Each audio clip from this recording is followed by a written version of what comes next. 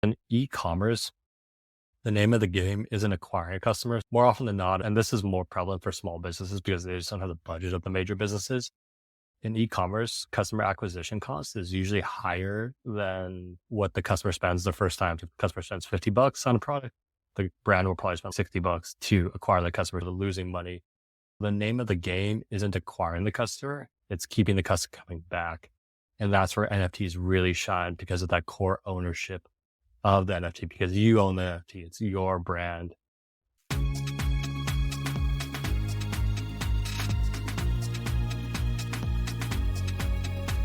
It's time to reinvent.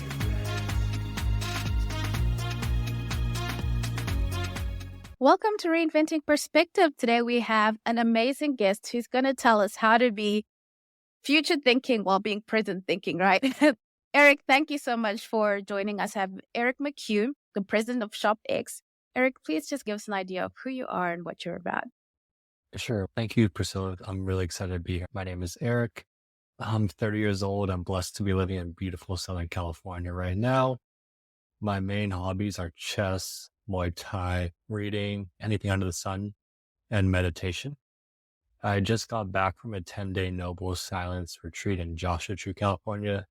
It was a beautiful, transformative experience that had both infinite benefits in business, personal, and spiritual life. If that interests you at all, highly recommend you check it out. The program itself is free to show up and meditate. I went to the University of California, Irvine, where I interned in Washington, DC as a government affairs consultant, and in Barcelona as a project manager, which was funny just because those cultures are just completely opposite. In Barcelona, you show up at 10 a.m. in sandals, be the first one there. In DC, you show up full suit and tie at 8:30, be the last one there. But right after that, I got my first job at Snap Inc., and that was helping craft their ad algorithm. I chose that for two specific reasons. The first was the location. It's located in Venice Beach, California, which is a beautiful area. And they didn't have one large campus. They bought a bunch of different houses. So it was a bunch of different work pods, which I thought was cool. The second reason, it was right before their IPO. So I wanted to be around a company, going through that to see what it was like. So that was also fun. From there, I got a job as a bankruptcy consultant that helped Fortune 500 companies navigate the bankruptcy process. And in that point in time, that's my entrepreneurship journey really started. As a consultant, I was getting hit with a Bitcoin bug. That's when people started obsessing about Bitcoin. You're reading every piece of Bitcoin content you have. You're listening to all the podcasts. You're reading all the Twitter. You're engaging. You're asking questions. As someone who's really interested in Bitcoin, it promotes non-rent seeking, which is essentially just instead of taking value from people, create your own value and you can make money that way. The issue with the consulting firm is it didn't align with the ethos of Bitcoin. So what I mean by that is during a bankruptcy, there are tiers of creditors, tier 1, tier 2, tier 3, tier 4. Tier 1 gets paid out first, then tier 2, then tier 4 gets the leftovers. And more often than not, me, you, our parents, all normal people are in tier 4, getting paid pennies on the dollar. As a consultant building out a bankrupt company, you're taking money from that pool, which I felt should have went to the average person. I quit that job without a real plan. I just knew I was going to work in cryptocurrency, started going to local meetups in my area, met the original ShopX team at a meetup. In the meantime, this was 2016, 2017. We also started another SaaS platform, which was VC-funded, and that was called CarRev. That replaced affiliate codes for e-commerce brands. So if you're on Shopify, so just like TikTok shops, you can sell from a link within TikTok. With our platform, you can sell from a link within Instagram. Any brand can upload their products to our database, and then anyone can sell that product. So if I sell this Nike shoe, this Reebok hat, this Adidas shirt, I could sell all three through one link. If you purchase from my link, you get a discount, I get commission, brand gets a sale, and everyone's happy that way. That's really important because we learned a lot from that startup because we deal with a lot of e-commerce brands and ShopX deals with e-commerce brands. But more importantly, this was at a startup incubator. The incubator is essentially startup school. We had our desk pod. It was next to another startup, which is next to another startup, which is next to another startup, right when they're all really small teams. So at that point in time, I took advantage of that. I had lunch with plenty of CEOs, plenty of founders, and was just learning as much as I could. That paid major dividends even to now. But full circle back to ShopX. So that's one of the two projects I'm working on. ShopX is the Google or Apple of Web3. So what Web3 is, to take it back further, Web 1 versus Web 2 versus Web 3. What Web 1 is, just think of the internet where you can read only. If we're on Web 1, we could go online, we could read content, which is transformed in itself because it's like when Gutenberg created the printing press where its information just started spreading like wildfire. That's the importance of Web 1. Web 2, the easy way to frame it is with social media is probably the easiest way. So like Instagram or Facebook. On Web 2, you can read content and you can write your own content. The issue is you don't own the content. For example, I could go on Instagram, I could write a post, you could read my post, you can interact with that post, you can do what you will, but Instagram owns the post, meaning they could sell my data, they can learn from me, they can go back and cancel me for any point in time just because they feel like it. In Web 3, it's read, write, and own. So not only can you read content, you can write content so you can own the content. And that's in the form of either a cryptocurrency or NFT. So both those terms, cryptocurrency or NFT, stands for non-fungible token. You can just think of digital scarcity online. Think of an NFT as like a piece of land on the internet, if that makes sense. So I own that piece of land on the internet. That piece of land is my piece of land. I can trade it. I can gift it to anyone else. And then I can add benefits on top of that piece of land because I own that piece of land. So if I own that piece of land, I can build a house, I can build a business, I can let the land sit. It's my land, it's my choice. So if you think about it in terms of NFT, if I own an NFT, I can add value to that NFT however I see fit. So my area of expertise is e-commerce. So what ShopX is, we're a way for a brand to enter the Web3 space by downloading our app and then launching their own NFT collection with e-commerce utility for those customers. For example, if Nike were to launch a NFT collection, or I just call them loyalty passes because that's easier to digest. Nike could launch a gold, silver, bronze style pass collection. We as customers can buy the pass collection because we want the e-commerce benefit that comes with the pass. So for example, the gold pass may get free product. The silver pass may get the same product for 50% off. The bronze pass could get the product earlier than anyone else. Or the gold pass could give gold pass holders access to autographed merch from like a Nike sports star or something like that. Because we own that NFT, there's now a connection between the brand and the consumer. And now the brand can send value the consumer's way. Like a long explanation. Do you have any questions or anything so far? From the consumer's point with the NFT, where am I buying this NFT? And how am I knowing of the benefits that come with buying the NFT? Okay, so from the brand perspective, so you're a brand, you're on Shopify or WooCommerce. Those are the two main e-commerce platforms. So if you're trying to launch a store, you probably pick one of those two. Let's say you're on Shopify, you want to enter the space and launch an NFT collection. You would download the ShopX app. And then from your Shopify backend, that's where you launch the NFT collection as a brand. So instead of hiring a developer, a graphic designer, a website designer, all that stuff, we've created a no-code for you as a brand to launch that NFT collection in less than 5 minutes. Your Shopify brand, you just launch that NFT collection. Since we're already integrated with your Shopify store, you can add products to the NFT. You can take products away. So you can be like, okay, product A is token gated for this amount of time. After that, everyone else has access. So you can continuously add benefits to that NFT. From there, your customer gets a URL, just a website link. It says, click here if you want to buy the NFT. Then you as a brand, because you're the one adding the e-commerce benefits to the NFT, you would just add copy saying, if you purchase this NFT, you get these benefits. If the customer wants that NFT, they can then purchase that NFT with either Ethereum, or we've also integrated with credit card. And then that would take us, let's say we're on the brand site. We both want to buy product A, which is token gated. Let's say you have the NFT pass. I don't. I try to buy the pass. I can't get through. I can't add the product to my checkout because it says this product is token gated to NFT or pass A. If you want to purchase this pass, go to this link and purchase the pass. But because you have the NFT, they'll scan your wallet. And if you have the NFT in your wallet, you can go to the checkout as usual. And this is important because if the brand's normal payment methods, the brand's normal email retention campaigns, they still apply. So ShopX just token gates the checkout for an e-commerce brand. Wow, this is very interesting. I think from my perspective, and I think some of the audience might be thinking this, I know when cryptocurrency first came out, the issue was people were thinking about it in terms of where will I keep my cryptocurrency? Where do I keep this NFT? Or if I get NFTs, where am I keeping them? And how am I certain of the safety or the value? Yeah, so that makes a lot of sense because cryptocurrency, the key ownership, the key aspect mentioned in like Web 1 versus Web 2 versus Web 3 is that ownership aspect. Because I own the NFT, no one can take it away from me.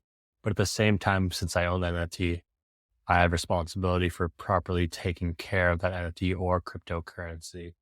If you're in the space, it's very important to put in the thought capital to learn how to properly secure a cryptocurrency. There are different ways you can sell an NFT. I would say the safest way is a hardware wallet, like a Trezor.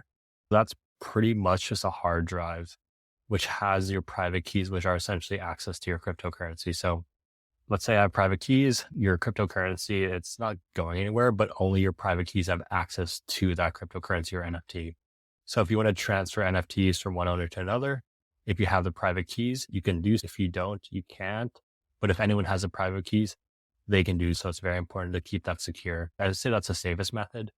We also have hot wallets, which are MetaMask would be the best example. And what that is, it's the same concept. It's just an extension on your browser. If you download a MetaMask, you get a place to send it. Let's say I had an NFT, I wanted to give it to you. You download your MetaMask, you just send me your wallet address. I click send, you get the NFT. So that's less secure than the hardware, but it's also more convenient. There are other solutions like custodial solutions, like think of like a Coinbase solution where it's, yes, you own the cryptocurrency, but you're starting with Coinbase. In that case, it's just like a banking system where, yes, the Coinbase has a note saying they owe you, but they technically own the cryptocurrency. So if they wanted to, they could keep it, not that they would.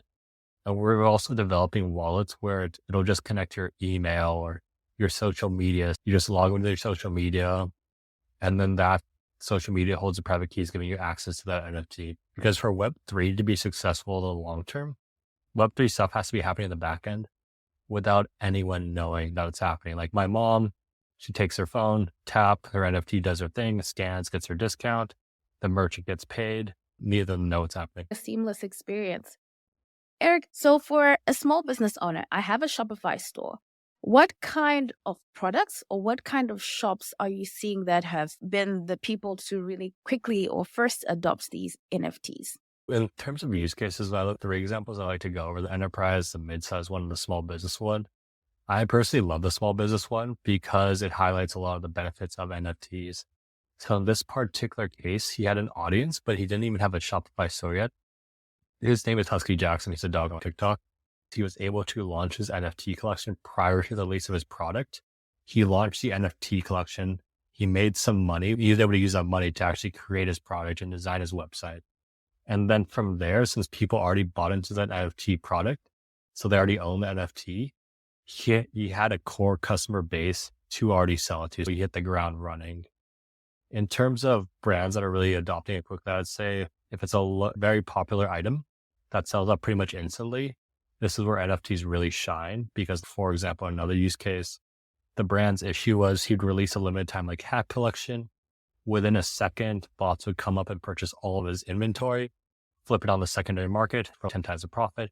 His customers wouldn't gain access to the product. So now that he launched his NFT collection, because his customers know that they have the NFT, they can take their time. They know there's a product waiting for them because the bots can't get to the checkout process. Imagine this, it's like Black Friday. You're waiting in line for your iPhone. Now you don't have to wait for 8 hours in the cold. You can ensure your spot's there. Or if you're trying to enter, let's say Taylor Swift, she's very popular right now. Let's say she launched, because I guess her tickets sell pretty much instantly. If she had a superfan pass, there could be reserved tickets for the superfans so they can ensure they have a spot. The cool thing about the space is it's pretty new. So a lot of brands are trying a bunch of different things to see what works for them, and everyone's learning off each other. Like, for example, I'd say our biggest client is Fox's new show, Kapopolis. They created an NFT for their TV show prior to the release of the show. So before Cryptopolis came out on Sunday, they had an NFT collection. They were able to raise millions of dollars. They had a core fan base. They had that already in place. When the show launched, they hit record numbers. And on top of that, if you own a crab chicken, you get exclusive access to content. You get access to merchandise. Your chicken may show up in the show. So there's a bunch of cool things. With the Mag Park, which is another example, he created a private Discord section for his NFT holders because he identified his core community. Because as a small business, I'd say step one to being successful is getting like a core fan base, like a loyal core fan base. So he was able to identify those core fan base. He invites them to in real life events. They have a private channel where they can all chat, they meet, they help design products. It's creating that relationship between the business and the customer. And from there, he has the option to continuously add value to his NFT. So now obviously his customers, they get early access, they get discounts, they're happy. This keeps the customers coming back. It keeps them talking about the brand, creating word of mouth marketing. Because in e-commerce, the name of the game isn't acquiring customers more often than not. And this is more prevalent for small businesses because they just don't have the budget of the major businesses. In e-commerce, customer acquisition cost is usually higher than what the customer spends the first time. If the customer spends $50 on a product, the brand will probably spend $60 to acquire the customer. They're losing money. The name of the game isn't acquiring the customer. It's keeping the customer coming back. And that's where NFTs really shine because of that core ownership of the NFT, because you own the NFT. It's your brand. And a cool little fact about this is it helps align incentives. For example, let's say the Husky brand, they blow up, become the next biggest brand in the world. The core Husky pass holders, because the brand's exploding in value, their NFTs should hypothetically increase in price too. So it's a way to share the profit with the customers versus the shareholders. Wow. The NFT is both product as much as it is also attached to a certain value. Correct. So the NFT itself is selling it as a product, which is very cool for brands because they can create a Web3 stream of revenue without even shipping a single product, which they tend to love. Web3 is a completely voluntary space. So they're not forcing the thing on their customers. If the customer likes the brand, they like the product, they purchase an NFT, everyone's happy. And you can do a lot of cool things with that. Like you can attach an NFT to a product. And on top of that, it really increases conversions too. So e-commerce, the average conversion rate is around 2%, if that. With Web3 e-commerce, it's around 80%. And it's because the customers already bought into the past. They're more likely to buy the products. Again, more important for a smaller brand because you don't have the limited budget the larger brands do. This shows you roughly how much product you want to make. So if you have 400 pass holders, you can assume 80% are going to buy. Okay, so like 300 products can be sold. You have a rough estimate. Okay, I probably want to create 300 products. And you don't expend extra resources just guessing and checking on that. And on top of that, if 300 products are roughly going to sell, you can create you can create 100 products, pretty much guaranteeing the product to sell out, creating FOMO, creating marketing, creating hype. Yeah, you can do a bunch of fun marketing things with it.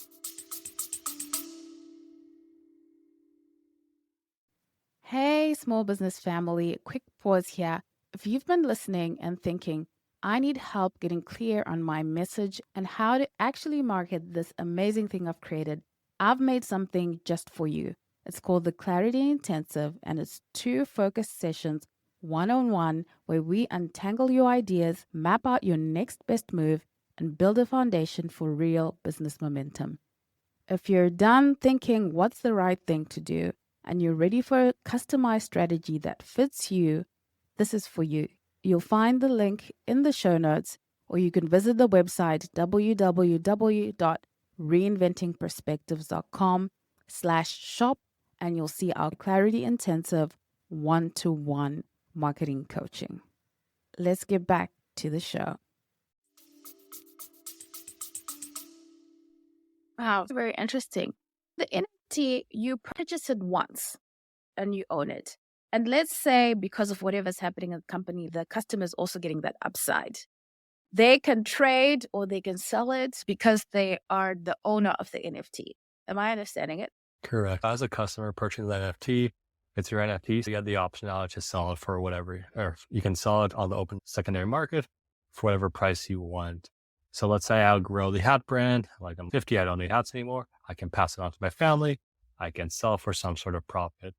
From the brand side, because they own the NFT collections, they create the smart contracts. When they deploy the NFT collection, they can easily program it in saying, every time someone sells my NFT on the secondary market, I get 5%. So both parties win in this situation.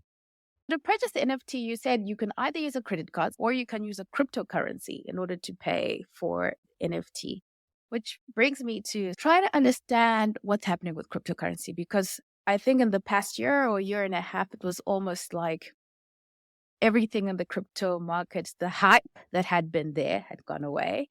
And now it seems, you'd know better, it seems like there's just stability with the crypto market and more of a practical user case that's coming with the cryptocurrency now.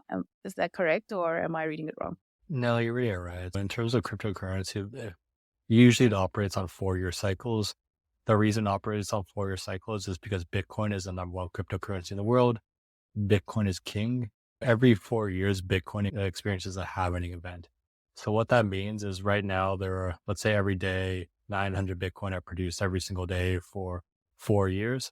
Every 4 years that cuts in half, like drastically decreases the supply, which increases attention on Bitcoin, which increases attention on the cryptocurrency as a whole. That's why I think you start to see the hype coming back, because in 2 to 3 months, the supply of Bitcoin that's being produced gets cut in half. In terms of cryptocurrency, the main reason it has been mass adopted so far is for 2 reasons. The first is user interface, meaning if you're a normal person, you're not involved in crypto, interacting with a crypto product is somewhat challenging, which is why we have to explain it to a lot of people. But that's getting it fixed. And the second reason is incentives. Why would someone interact with cryptocurrency for the past 5 years? There's no real reason to.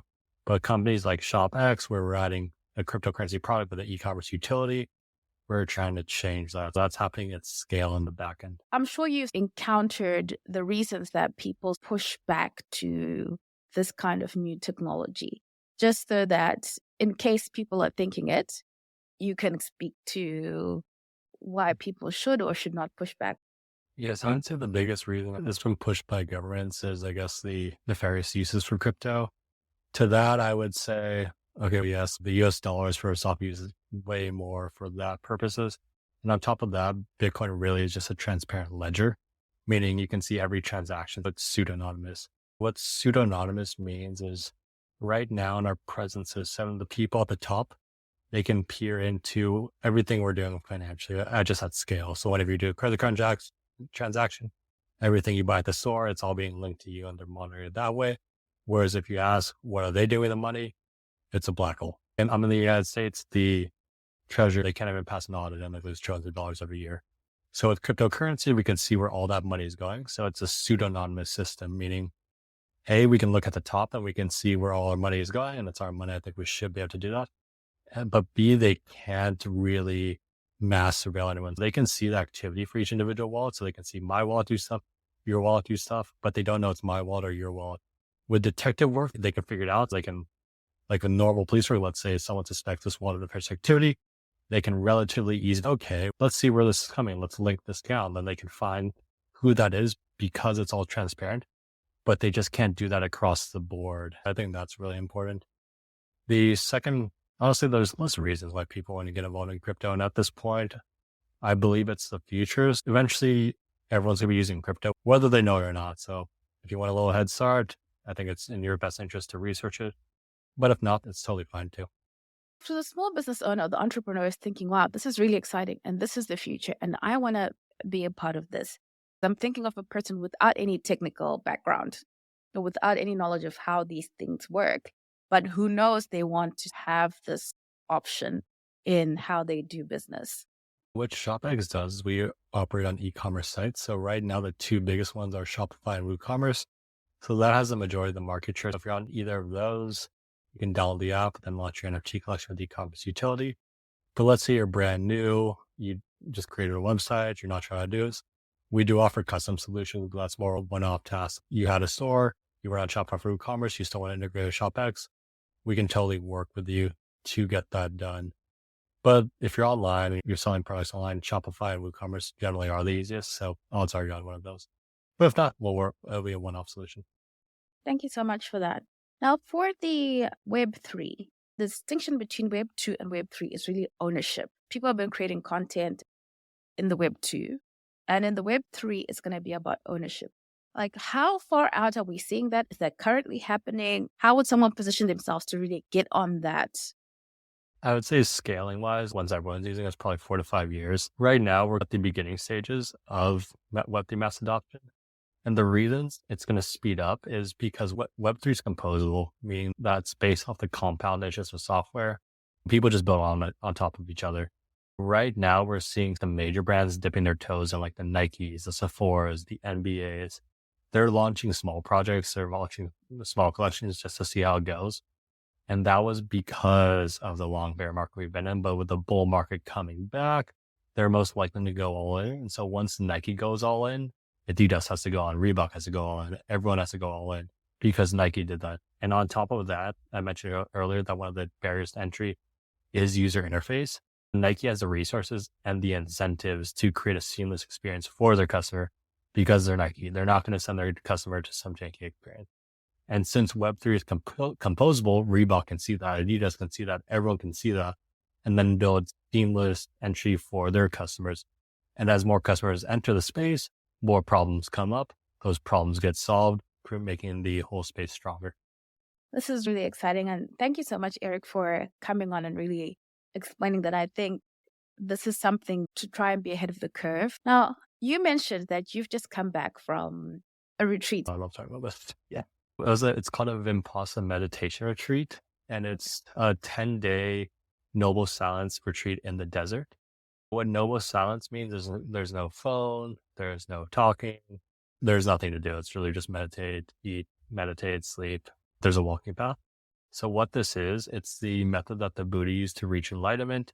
You start off by focusing your attention on the area around your nostrils for 3 days. Then you start to feel different sensations on your body. And then from there, you just scan your body every inch back and forth.